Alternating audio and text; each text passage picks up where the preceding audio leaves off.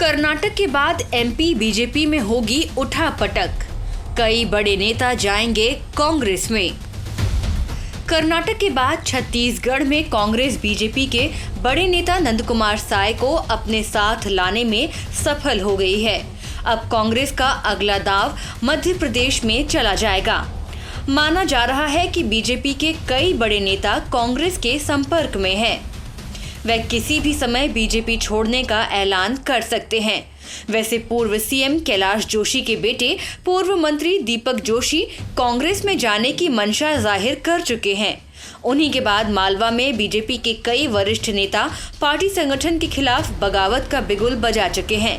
ये अलग बात है कि पार्टी उन लोगों को साधने की तैयारी कर रही है।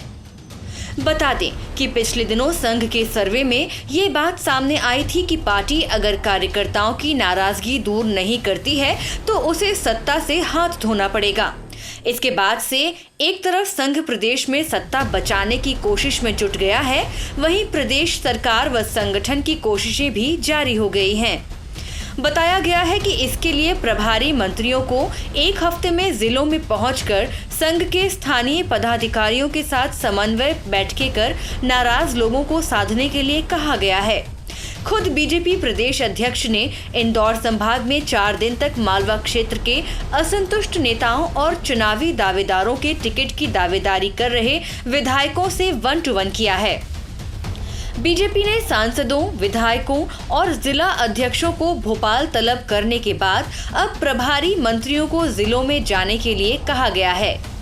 प्रभारी मंत्री जिलों में पहुंचकर जिला अध्यक्षों, संघ के स्थानीय पदाधिकारियों और अन्य नेताओं के साथ समन्वय बैठक करेंगे और आगे की रणनीति पर मंथन करेंगे।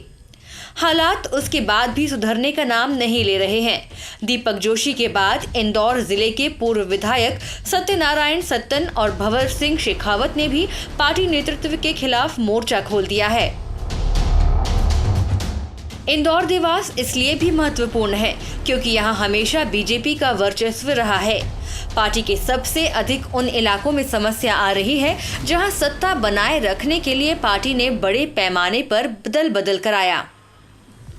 जिन सीटों पर सिंधिया गुट के नेता या दूसरे कांग्रेस आयातित नेता विधायक हैं, उन सीटों पर बीजेपी के दूसरे कद्दावर नेताओं की स्थिति काफी गंभीर बनी हुई है।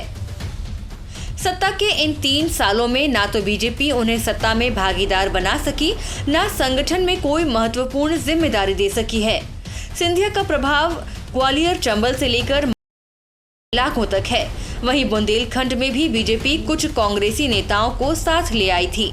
समस्या ये है कि अगर बीजेपी में सिंधिया और उनके समर्थकों की पूछ परख इसी तरह रही तो जयभान सिंह पवैया, अनूप मिश्रा, गौरीशंकर शेजवार जैसे बड़े नेता हाशिए पर चले जाएंगे। अनूप मिश्रा तो इस बार चुनाव लड़ने की घोषणा कर चुके हैं। अगर बीजेपी टिकट नहीं देगी तो वे कांग्रेस का दामन थामने में भी संकोच नहीं करेंगे। गौरीशंकर शेजवार के बारे में भी यही कहा जा रहा है। पार्टी अगर प्रभुराम चौधरी को साधती है तो वे कांग्रेस में चले जाएंगे। बताया जाता है कि कांग्रेस ने इस काम के लिए पूर्व सीएम दिग्विजय सिंह को लगा रखा है।